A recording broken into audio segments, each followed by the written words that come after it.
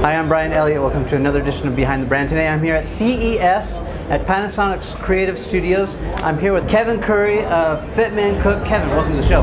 What it do? What's going on, man? Kevin, how'd you get this job?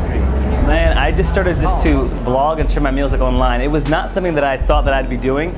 I actually have a background in IT and marketing and like communication, so I was just really like overweight and I was tired of being overweight.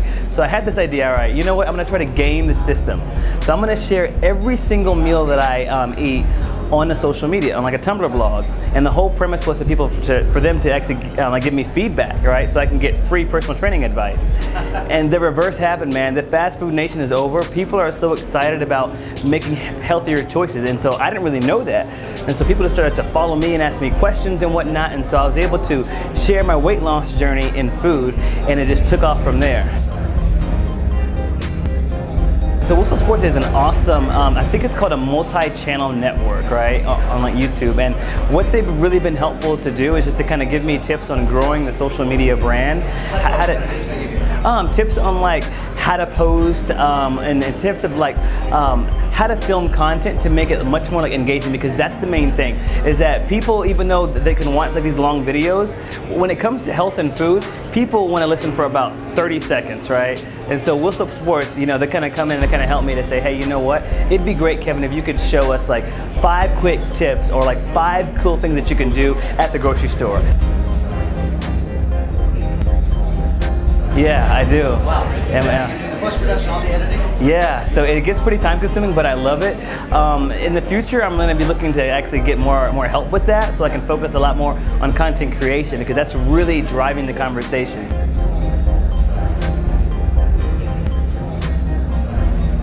I love it. I love it. If you know, it's the same way with me. I started still like in my own like little small like kitchen. I didn't even have an island to cook with, right? And now I actually use a chopping board to do all of my shooting. So I love the garage feel, because this is where it started for me.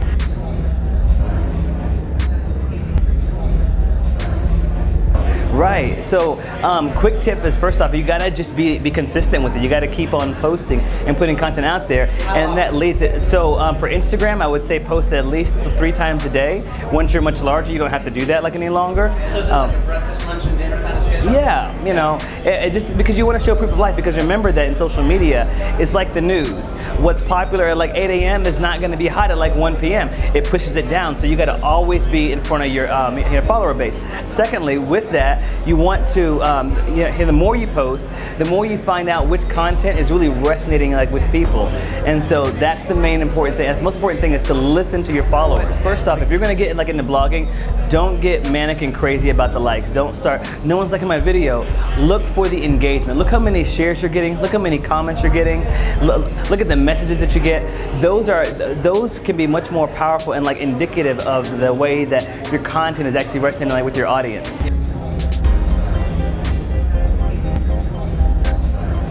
And now it's kind of slowing down just because of the way that social media has like evolved, and also it's becoming saturated with the same type of content. And so the whole key there is just to always stay fresh.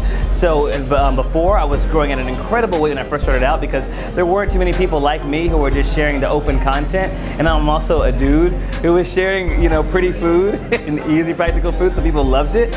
And so it happened like really, really quickly. It's still growing like really fast, but the main key now is just how to keep the conversation going by changing up the content and making it fresh and exciting.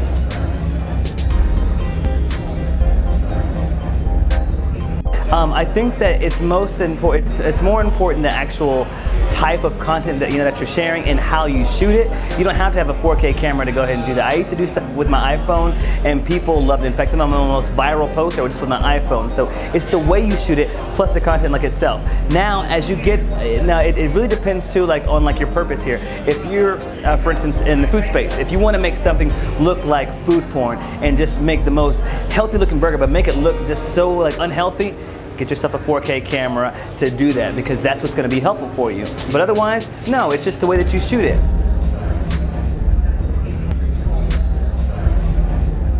so I actually have a lot of great brand partners that actually help me out.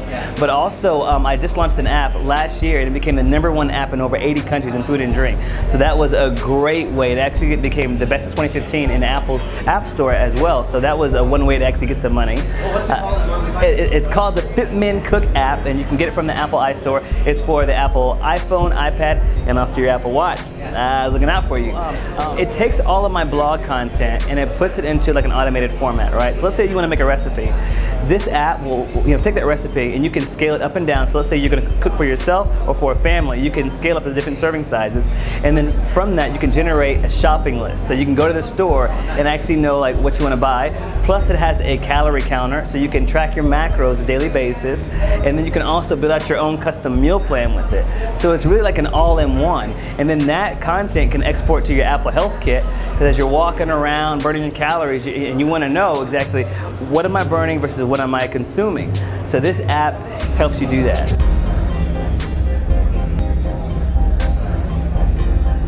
I knew that the food thing was actually lacking, because the story of fitness has always been told through this and lifting weights and exercising, but never through food. So I knew that was a good opportunity there. So you can't just, because I was blogging first. I was sharing fitness content through some other blog, and it wasn't about me. I was just sharing content out there to let people know there are tons of awesome creators out there that share good content, right? And so from that I saw the need that, hey, you know, food was not part of that. Plus for me, I was trying to change my diet, so it was important for me.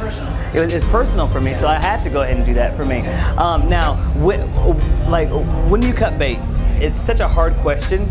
I could say a couple things. When it becomes a chore, it may be time for you to move on to something else, because like you lost like your passion for it. But you've got to give the idea time to grow. And just because people don't really like something that you put out there first initially, does not mean it's a bad idea. You may just need to listen to your audience like a little bit more to find out what they want. You also need to cut bait if your whole strategy is based off of like copy and pasting. If you're doing the same thing that's out there, that's not a sustainable strategy, because it's not based off of your own like ingenuity and like creativity.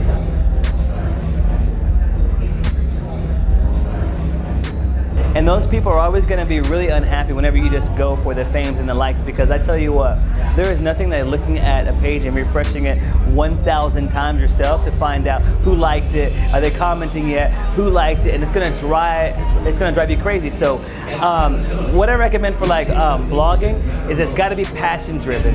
Do something that you really care about, even if it's like knitting or like cats or something, just anything that you want to do, make sure it's passion driven, because I guarantee you, when people aren't liking your stuff and they're not sharing it, you still want to share that content out. So it wasn't important for me if everybody liked my content. I didn't care. I just wanted somebody to give me feedback on my diet. And and people saw that. And people saw that I was really genuine. I wasn't trying to sell anybody anything. I wasn't trying to say, like my post so I can help me to get this. No, I was just like, hey, what do you think about this meal? And that resonates with people. Appreciate it, man.